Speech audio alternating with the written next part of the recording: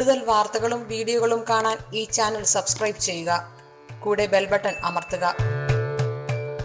Asia live ടിവിയിലെ feng shui പ്രോഗ്രാമിലേക്ക് ഏവർക്കും സ്വാഗതം.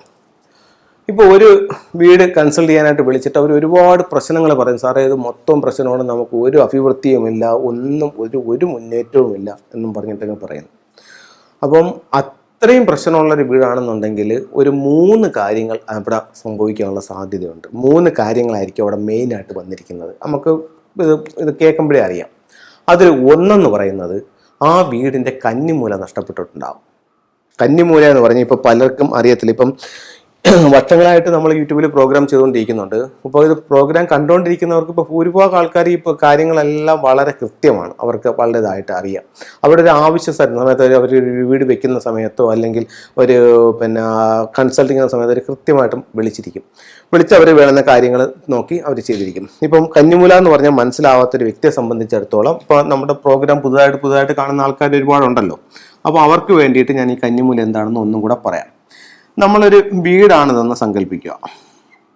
അപ്പോൾ ഞാൻ എപ്പോഴും പറയുന്നൊരു കാര്യം എന്ന് പറഞ്ഞു കഴിഞ്ഞാൽ, നമ്മളെപ്പോൾ വീട് വെച്ചാലും അത് സ്ക്വയറോ റെക്ടാങ്കിൾ ഷേപ്പിലോ ആയിരിക്കണം. നിങ്ങൾ ഒരു മുറിയാണ് വെക്കുന്നത്, ആ ഒരു മുറിയിലാണ് നിങ്ങളുടെ സ്റ്റൗ, നിങ്ങളുടെ കിടത്ത, നിങ്ങളുടെ ക്യാഷ്, നിങ്ങളുടെ പൂജ, ഒരു കുഴപ്പവുമില്ല. പക്ഷേ എന്ന് പറഞ്ഞു കഴിഞ്ഞാൽ അത് അതിൻ്റേതായ ദിക്കുകളിലാണെന്നുണ്ടെങ്കിൽ ആ ഒരു മുറിയിൽ നിന്നും 9 മുറിയുള്ള വീടുകളിലേക്ക് നിങ്ങൾക്ക് എത്രയും പെട്ടെന്ന് മാറാനോ അല്ലെങ്കിൽ ആ വീടിനെ വലുതാക്കി എടുക്കാനോ സാധിക്കും. അതേസമയം വാസ്തു തെറ്റിയാണ് നിങ്ങൾ വീട് വെക്കുന്നതെന്നുണ്ടെങ്കിൽ ഈ 9 മുറിയിൽ നിന്നും ഒറ്റ മുറിയിലേക്ക് പോകാനുള്ള സാധ്യതയും വളരെ കൂടുതലാണ്. ഇത് ഞാൻ ആരെയും പേടിപ്പിക്കാനോ അല്ലെങ്കിൽ ശപിക്കുകയോ അങ്ങനെയൊന്നും അല്ല പറയുന്നത്. കാരണം വാസ്തുവിന് അത്രത്തോളം പ്രാധാന്യമുണ്ട്. അപ്പോഴത്തേക്ക് എന്ന് പറഞ്ഞ ഒരു അന്ധവിശ്വാസത്തിലേക്ക് കൊണ്ടുപോവുകയല്ല. കാരണം ഞാൻ കഴിഞ്ഞ ഇത്രയും വർഷങ്ങളായിട്ട് നമ്മൾ ചെയ്യുന്ന അനുസരിച്ചിട്ട് നമുക്കിപ്പോൾ ആദ്യകാലങ്ങളിലൊക്കെ അങ്ങനെയില്ല ഇങ്ങനെയില്ല ഇതിനെ പറ്റിയൊന്നും ചിന്തിക്കുന്നില്ല എന്ന് പറഞ്ഞാൽ ഒരുപാട് ആൾക്കാർ പിന്നെ ഉള്ള സമയങ്ങളിൽ നമ്മളെ വിളിച്ച് നോക്കി കൺസൾട്ട് ചെയ്ത് കറക്റ്റ് ചെയ്തിട്ടുണ്ട്. അപ്പോൾ വല്ലതും ആദ്യമേ അത് ചെയ്തിരുന്നുണ്ടായിരുന്നെങ്കിൽ അത് ഇത്രയും പ്രശ്നമില്ലാതെ പോയേനെ എന്ന് പറയുന്ന ആൾക്കാരും ഉണ്ട്. അപ്പോൾ അതെന്തോ ആയിക്കോട്ടെ. അപ്പം നമ്മൾ കന്നിമൂല എന്ന് പറയുമ്പോഴത്തേക്ക് കന്നിമൂല കണ്ടുപിടിക്കുന്നതാണ്.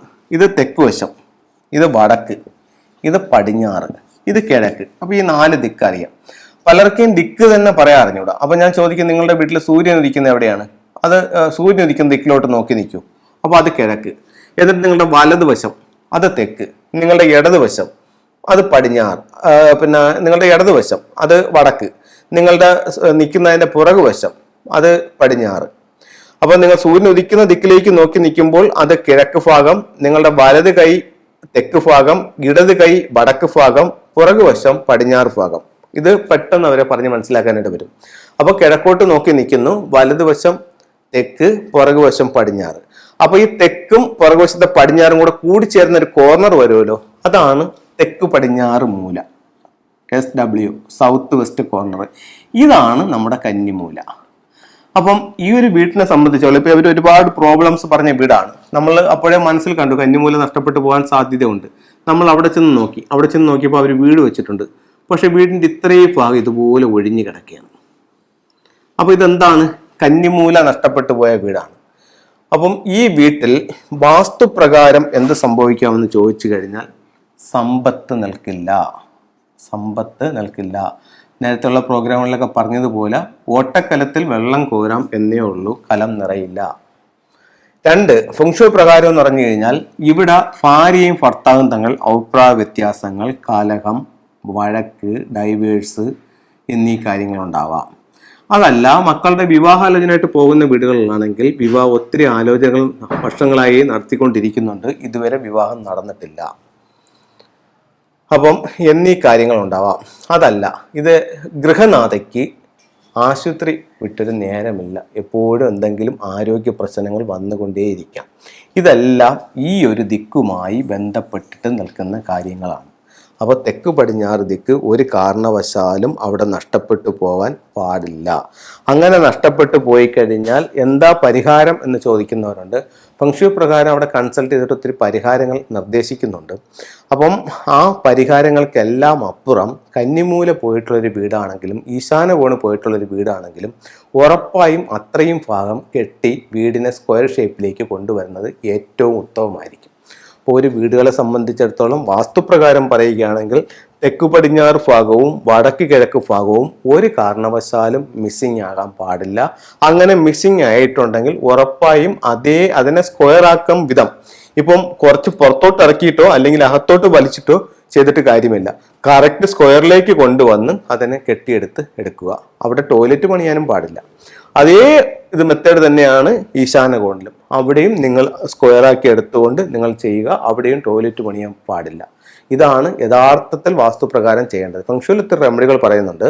അപ്പോൾ അത് ചെയ്തുകൊണ്ട് റിസൾട്ട് വരില്ല എന്നല്ല പറയുന്നത്. നമുക്ക് 100% റിസൾട്ട് അല്ല. കാരണം നമ്മുടെ പ്രശ്നങ്ങളെ ഒരു പരിധി വരെ പരിഹരിക്കാനായിട്ട് ആ ഫംഗ്ഷയുടെ റെമഡികൾ അവിടുത്തത്, ഫംഗ്ഷയുടെ എല്ലാ റെമഡിയും എല്ലാം പറയുന്നത് അവിടുത്തെ റെമഡികൾ മൂലം സാധിക്കും. ഏറ്റവും നല്ലത് ഈശാനകോണോ കന്നിമൂലയോ നഷ്ടപ്പെട്ടു പോയാൽ ഉറപ്പായും അവിടെ കെട്ടി വീടിനോട് ചേർത്തെടുക്കുന്നതാണ് ഏറ്റവും നല്ലത്. ഈ കെട്ടിയെടുക്കുന്ന ഭാഗത്ത് ടോയ്ലറ്റോ സെപ്റ്റിക് ടാങ്കോ പാടില്ല. ടോയ്ലറ്റ് പാടില്ല, സെപ്റ്റിക് ടാങ്ക് പാടില്ല, കിച്ചൺ പാടില്ല. ഈ 3 കാര്യങ്ങളും ഈ 2 സ്ഥലങ്ങളിൽ പാടില്ല.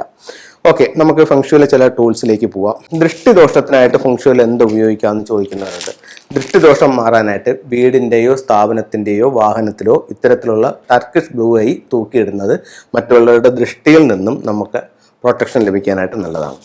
അപ്പോൾ ചോദിക്കുന്ന മറ്റൊരു ചോദ്യം, നമുക്ക് ശരീരത്തിൽ ധരിക്കാൻ എന്ത് ഉപയോഗിക്കാം? ഇതിലെത്താ ബ്രേസ്ലെറ്റുകൾ ഉപയോഗിക്കാവുന്നതാണ്. ശരീരത്തിൽ നമുക്ക് ധരിക്കാനായിട്ട് ഇതിലെ ബ്രേസ്ലെറ്റ് ഉണ്ട്.